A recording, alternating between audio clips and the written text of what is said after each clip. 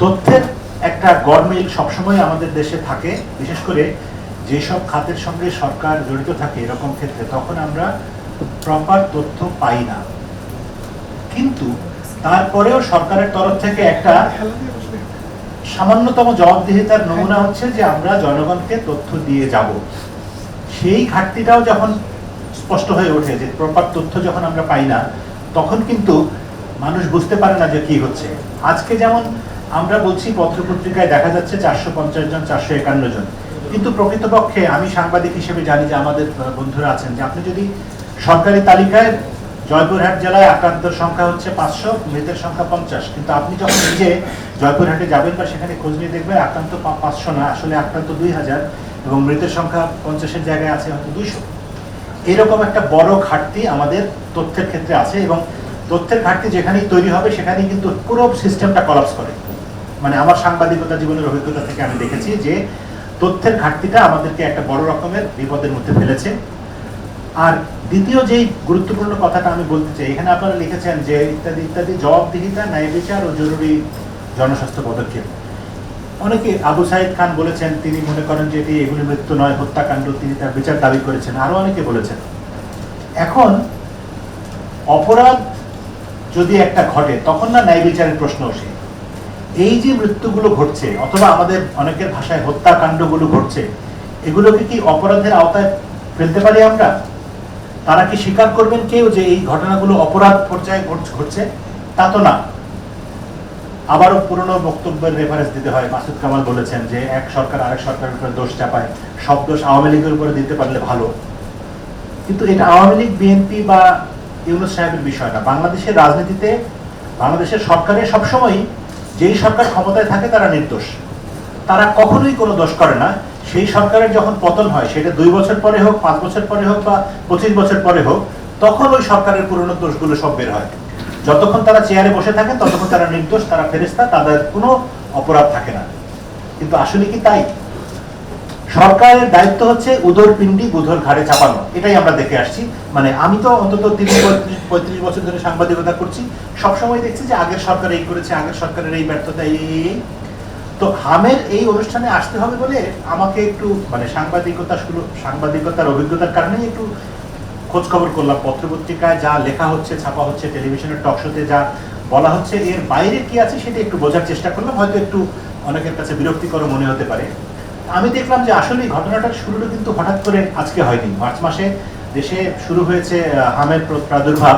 তার মানে সমস্যাটা মার্চ মাস থেকেই উৎপত্তি হয়েছে তা না।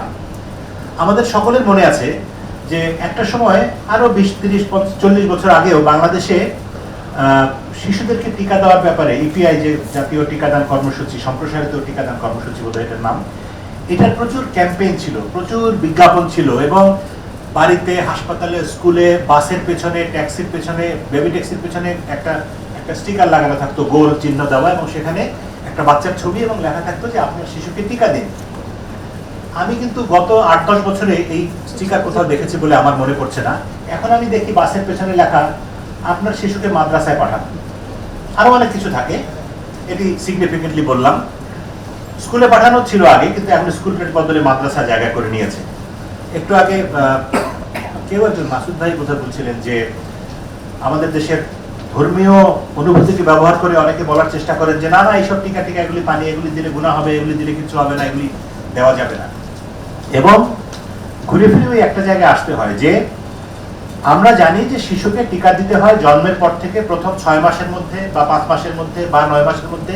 ওই 6টা টিকা, যক্ষ্মা, হুপিং কাশি, তারপরে ডিপথেরিয়া, তারপরে আরো কি কি যেন ছিল, পোলিও ইত্যাদি 6টা টিকা, এবং তারপরে তার সঙ্গে যোগ হয়েছে আবার কি বলে মেজিলস রুবেলা, হাম রুবেলা ইত্যাদি আরো 2-1টা বোধহয় যুক্ত হয়েছে। কিন্তু সেই টিকাগুলি কেন দেওয়া বন্ধ হয়ে গেল? একটা সময় পর্যন্ত ওই যে 9 আপা বলছিলেন, যিনি নার্স আপা, যে 9 মাস বয়সে প্রথম এবং তারপরে 15 মাস বয়সে দ্বিতীয়বার টিকা দিতে হয়, কিন্তু দেখা যাচ্ছে 6 মাস বয়সের শিশুর আক্রান্ত। ভাই, এটা তো ভাইরাস, আমার যদি হয় আমার পাশে একদিনের শিশু আক্রান্ত হতে পারে, কিন্তু আমি যদি শুরুর থেকেই ক্যাম্পেইনটা করে আসতাম, সকল 9 মাস বয়সী শিশুকে টিকা দিতে পারতাম, তাহলে তো ভাইরাসটা ছড়াতো না, বের হতো না, এবং ছড়াতো না, আরেকটা শিশু আক্রান্ত হতো না। সেই জায়গাতে আমরা ব্যর্থ হয়েছি বলেই না আজকে এই মহামারী তৈরি হয়েছে। আচ্ছা, আমরা একটু মহামারীর শব্দটা যখন বললাম, একটু পিছনে যাই। আমরা একটা বৈশ্বিক অতিমারি দেখেছি, যেটিকে মহামারীর চেয়েও বড় জিনিস বলা হয়। সেই করোনা বা কোভিডের সময়ে বাংলাদেশে তো আমাদের মোটামুটি সুষ্ঠু সুন্দরভাবে সেই কোভিড মোকাবেলার অভিজ্ঞতা আছে। তো আমরা তো খুব বড় বিপর্যয়ের মধ্যে পড়ি নাই, এমনকি আমাদের প্রতিবেশী ভারতের চেয়েও আমরা 100 গুণ ভালো ছিলাম। তো সেই রকম একটা বিপর্যয় কাটিয়ে ওঠার অভিজ্ঞতা তো আমাদের দেশেরই স্বাস্থ্যকর্মীদের, ডাক্তারদের, নার্সদের বা আমাদের অন্য যারা মাঠ পর্যায়ে কাজ করেন তাদের। সেই অভিজ্ঞতাটা আমরা কেন এবার কাজে লাগাতে পারলাম না? কারণ ওই যে আপা নার্স আপা বলেছেন যে যার অভিজ্ঞতা আছে তাকে সরিয়ে দেওয়া হয় সরকার পরিবর্তনের সঙ্গে সঙ্গে, যে না তুমি চলে যাও, আমার লোক আসবে এখানে। এখন বাংলাদেশের সমস্যা হচ্ছে যে একজন পেশাজীবী ডাক্তার অথবা পেশাজীবী নার্স বা পেশাজীবী একজন শিক্ষক, তাকে তার যোগ্যতা বা মেধার ভিত্তিতে মূল্যায়ন করা হয় না, মূল্যায়ন করা হয় তার রাজনৈতিক আনুগত্যের ভিত্তিতে। তো তাহলে কোভিডের সময় যারা অভিজ্ঞতা নিয়ে কাজ করেছেন বা কাজ করে অভিজ্ঞতা অর্জন করেছেন বা এটাকে ট্যাকল করেছেন, সামাল দিয়েছেন, তারা তো এখন কেউ কোথাও নেই। এখন এমন সব লোকজন আছেন, ওই যে কেউ একজন বলছিলেন, অনেকে অনেক কথা বলেছেন, নাম মনে নাই, যে দখল হয়ে গিয়েছে সরকার পরিবর্তনের পরে স্বাস্থ্য অধিদপ্তরে দখল হয়। আমার সাংবাদিক আমার ডাক্তার ভাই বোন বন্ধু যারা দুই একজন ছোটখাটো বা মাঝারি পর্যায়ে আছে বলে, ভাই অমুক দল, মানে তখনও বিএনপি ফিল্ডে আসে নাই, তার আগেই অন্য আরেক দল স্বাস্থ্য অধিদপ্তর দখল করে নিয়েছে। এবং এটা নিয়ে আর ঠাট্টা মশকরাও আছে যে ওই রাজনৈতিক বিশ্লেষক যারা তারা টকশোতে বলেছেন যে ওরা দখল করছে বিশ্ববিদ্যালয়, স্বাস্থ্য অধিদপ্তর, শিক্ষা অধিদপ্তর, আর আরেক দল দখল করছে খেয়াঘাট, লঞ্চঘাট, বাস স্ট্যান্ড। তো এগুলো তো সবকিছুর পেছনেই তো রাজনীতি আছে। বাংলাদেশের এই রাজনৈতিক সংকট যদি আমরা সমাধান করতে না পারি, তাহলে এটিকে জবাবদিহির আওতায় আনা যাবে না, বিচারহীনতার সংস্কৃতি থেকেও বের হওয়া যাবে না, ন্যায় বিচার নিশ্চিত করা তো আরো পরের কথা। আরেকটু একটা ঘটনা বলতে চাই। আওয়ামী লীগ সরকারের শেষ দিকে, শিশির ভালো বলতে পারবেন, তিনি আছেন এখনো, সম্ভবত 21-22 সালের দিকেই এই যে টিকাদান কর্মসূচি ইপিআই এর আওতায় একটা অপারেশন প্ল্যান থাকে, সেই অপারেশন প্ল্যানটা বাতিল করা হয়েছিল, তাই নাকি শিশির? আচ্ছা, না, তারপরে তো অপারেশন প্ল্যান বাতিল করে তারা একটা এক্সিট প্ল্যান করবে। সেই এক্সিট প্ল্যানটা করার দায়িত্ব ছিল প্রফেসর ইউনূসের সরকারের, কারণ তখন তারা ক্ষমতায়।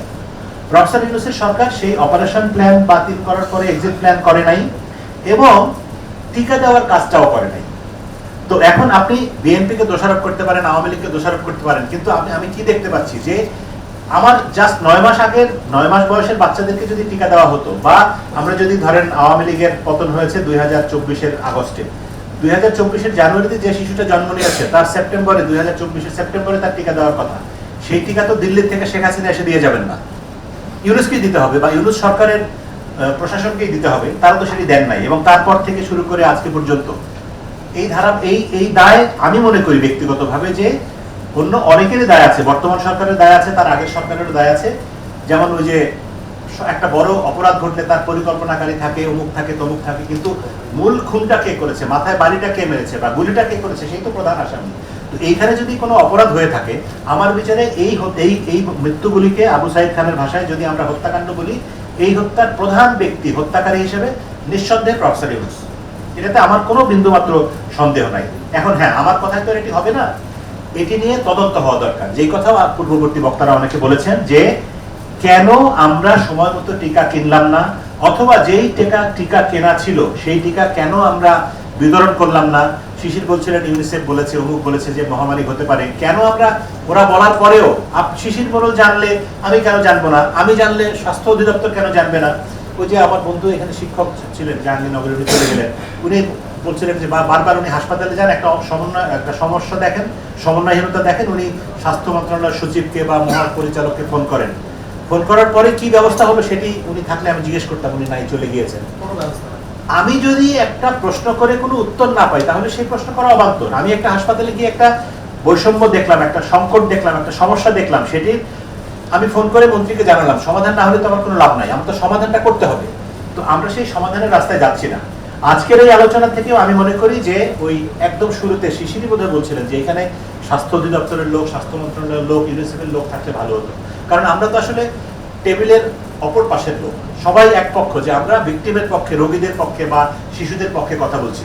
যারা দায়ী বা যাদেরকে আমরা দায়ী মনে করছি, তারা কোনো কথা বলছেও না, তাদেরকে আমরা শোনাতেও পারছি না। এই কথা হয়তো কালকে দুটো পত্রিকায়, দুটো টেলিভিশনে ছাপা হবে। বাংলাদেশে প্রতিদিন কত হাজার লক্ষ সংবাদ পত্রিকায়, টেলিভিশনে বা গণমাধ্যমে ছাপা হচ্ছে, কে কেয়ার করে? মন্ত্রী দুদিন আগেই বলেছেন যে আরো যদি পরিস্থিতি ভয়াবহ হয় তাহলে ওনারা বিশেষায়িত হাসপাতালের ব্যবস্থা করবেন। কেন ভাই? আর কত মানুষের মৃত্যু ঘটলে, কত মানুষ আক্রান্ত হলে তোমার কাছে মনে হবে যে পরিস্থিতিটা আরো ভয়াবহ?